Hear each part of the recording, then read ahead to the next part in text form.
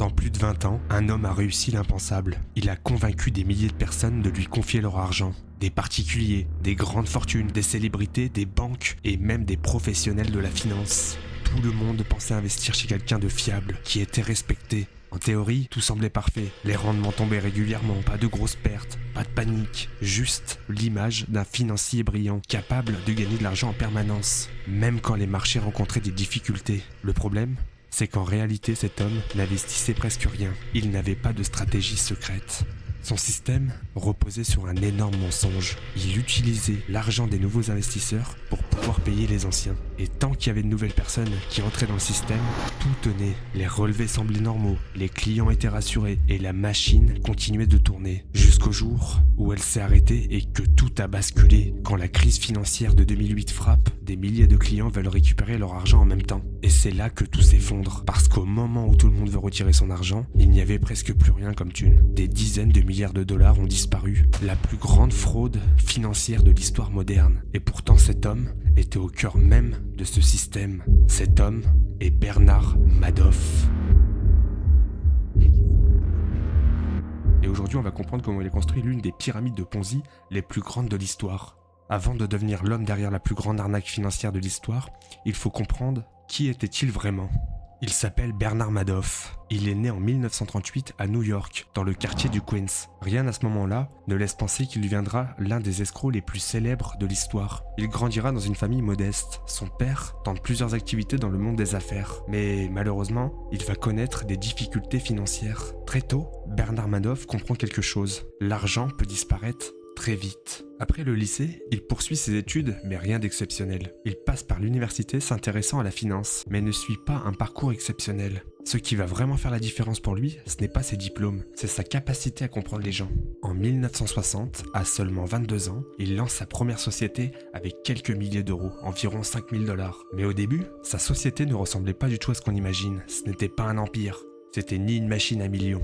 C'était une petite entreprise de courtage. Concrètement, son rôle est simple. Acheter et vendre des actions pour le compte de ses clients. Il ne promet pas encore de rendement incroyable. Il ne vend pas de rêves, il exécute des ordres. En gros, il sert d'intermédiaire entre ceux qui veulent acheter et ceux qui veulent vendre. Et très vite, Bernard Madoff comprend quelque chose d'essentiel. Dans ce milieu, on ne réussit pas seulement en étant brillant, on réussit en étant rapide, efficace et fiable. Et du coup, quelques temps plus tard, sa société se spécialisera dans une activité clé, la tenue de marché. En clair, il s'assure qu'il y a toujours quelqu'un en face pour acheter ou vendre une action. Ce n'est pas l'activité la plus visible, mais c'est une activité essentielle. Et surtout, totalement légale. Petit à petit, il gagne la confiance du marché. Parce qu'il ne vend pas encore des promesses, il vend de l'efficacité. Et c'est justement cette image qui va tout changer. Parce que derrière cette façade totalement légale, il se cache quelque chose de beaucoup plus dangereux. Cela va commencer à se mettre en place. Avec les années, sa famille va aussi rejoindre l'entreprise.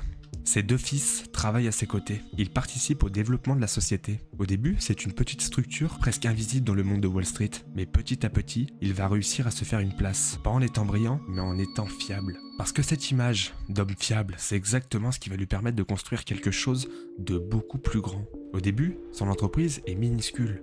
Il travaille avec très peu de moyens, il doit tout bâtir lui-même. Mais Bernard Madoff comprend rapidement comment fonctionne le marché.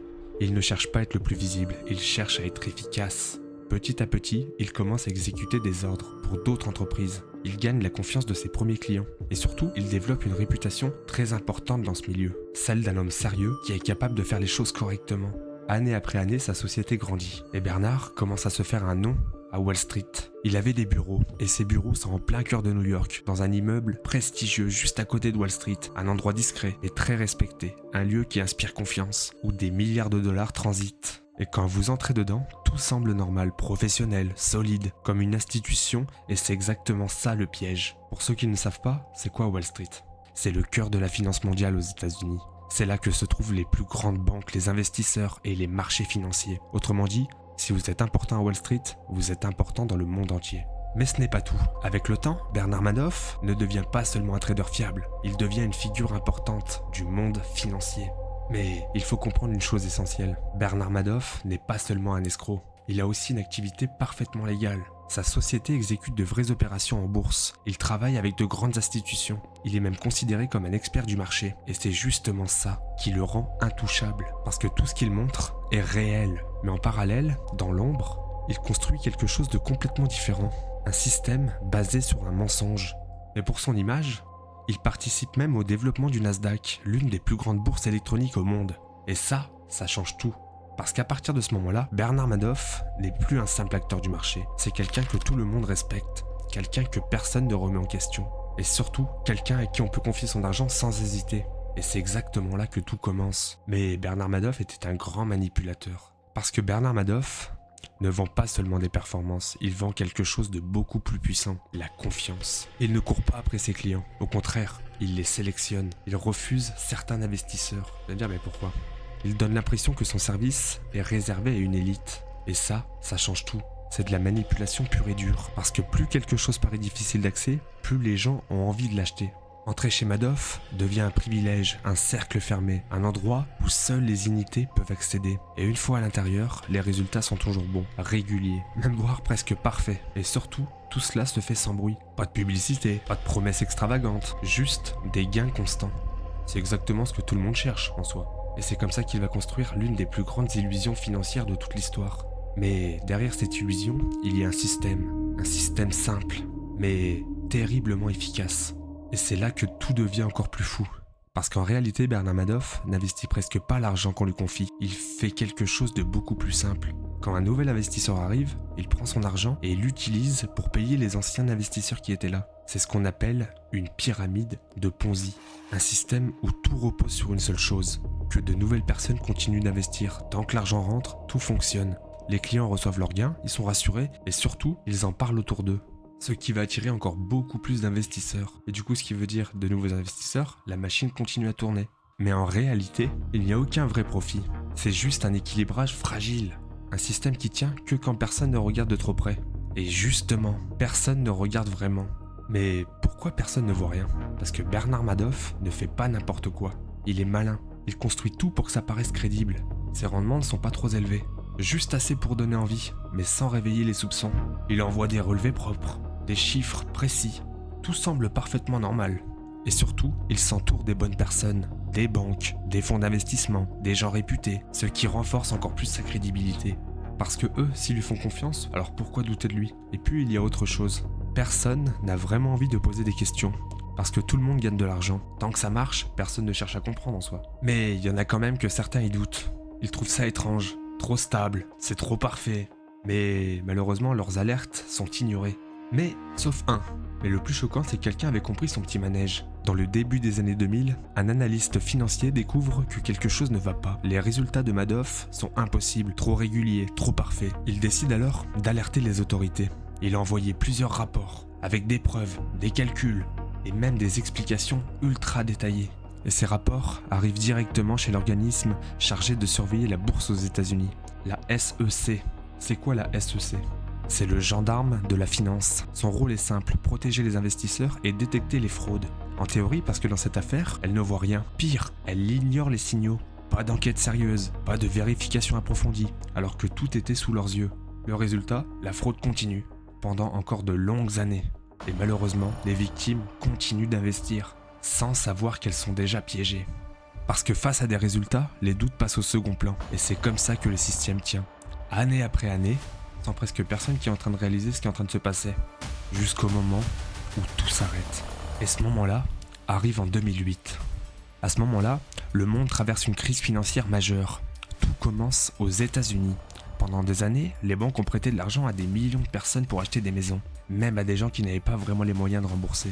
Au début, tout fonctionne, les prix de l'immobilier montent, les gens s'endettent, et les banques gagnent de plus en plus d'argent. Mais ce système repose sur quelque chose de fragile, parce que dès que les gens ne peuvent plus rembourser, tout s'écroule.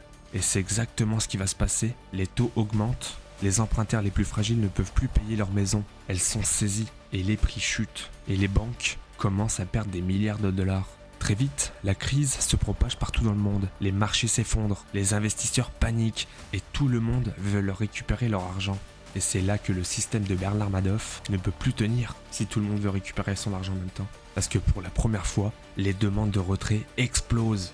Des milliards de dollars sont réclamés en quelques jours. Et cette fois-ci, il n'y a plus assez d'argent qui rentre pour pouvoir tous les rembourser. Et sans nouveaux investisseurs, tout s'écroule. Le mercredi 10 décembre 2008. Après plusieurs semaines de pression, Bernard Madoff sait que tout est fini. Il n'y a plus assez d'argent, plus assez de temps, le système ne peut plus tenir. Ce soir-là, dans son appartement à Manhattan, il convoque ses deux fils, Mark et Andrew. Ils ont grandi dans cette entreprise. Et surtout, ils lui font totalement confiance. Mais ce jour-là, l'ambiance est étrange, calme, presque irréelle. Et là, il va leur avouer la vérité. Il leur explique que toute son activité n'est qu'un mensonge, qu'il ne gère pas réellement l'argent, qu'il n'investit presque rien, que depuis des années, il utilise l'argent des nouveaux clients pour payer les anciens. Et puis là, il va lâcher une phrase du genre « C'est une immense pyramide de Ponzi ». Et surtout, leur avouer quelque chose de pire encore, qu'il n'y a plus rien, que les milliards de dollars affichés sur les comptes n'existent pas vraiment. Ce ne sont que des chiffres, des illusions. Ses fils actuellement restent sous le choc. Ils pensent d'abord à une erreur ou à un problème temporaire. Mais très vite, ils vont comprendre que tout est faux. Ses fils ne sont pas au courant de ce qu'ils faisaient. Ils découvrent tout en même temps.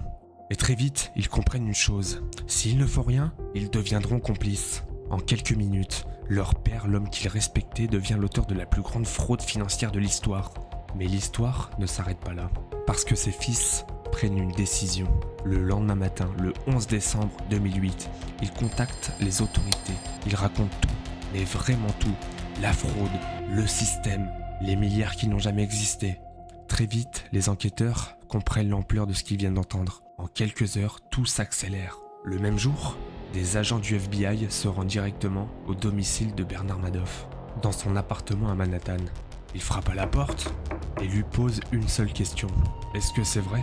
Et Bernard Madoff répond oui.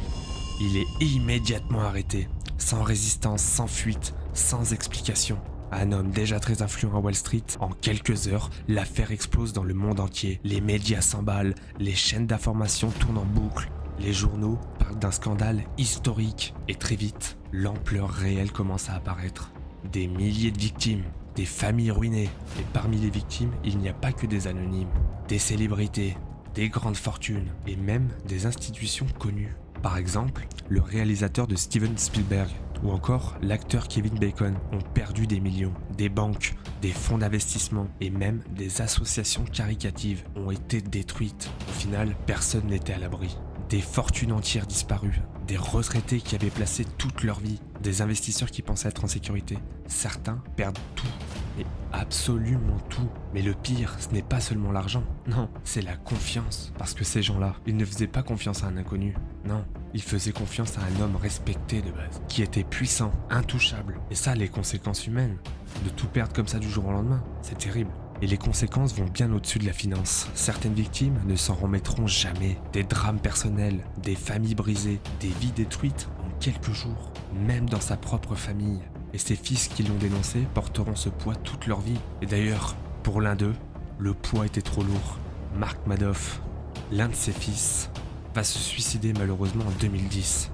2 ans après l'arrestation de son père, il avait 46 ans, et même s'il n'était pas impliqué, le nom Madoff l'a détruit. Quelques mois plus tard, le procès commence. Bernard Madoff plaide coupable. Il a tout avoué et il reconnaît tout. La fraude, le mensonge, les milliards qui sont envolés. Et en 2009, la sentence tombe. 150 ans de prison. Mais condamné Bernard Madoff ne remboursera pas les victimes parce que l'argent a disparu, ou plutôt qu'il n'ait jamais existé. Pendant des années, les enquêteurs vont essayer de récupérer un maximum possible d'argent en saisissant les biens de Bernard Madoff. En remontant les flux d'argent, une partie des fonds sera retrouvée. Plusieurs milliards de dollars redistribués aux victimes. Mais pour beaucoup, ça ne suffira pas parce qu'ils avaient tout perdu. Bernard Madoff ne sortira jamais de prison. Il est condamné à 150 ans et il y restera jusqu'à la fin.